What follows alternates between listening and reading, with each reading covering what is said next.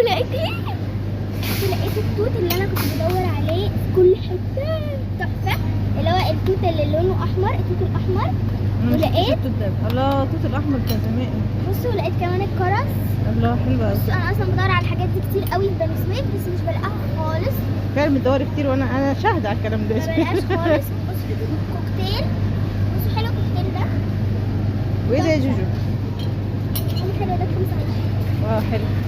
كوكتيل ايه تحفه وكبير كده يروق عليك. خلاص انا اشتريت. خلاص يا جوجو احنا اشترينا. انت عارفه بقى اللي مغذي والصحي، انا كأمي يعني من رأيي اشتري التمر ده.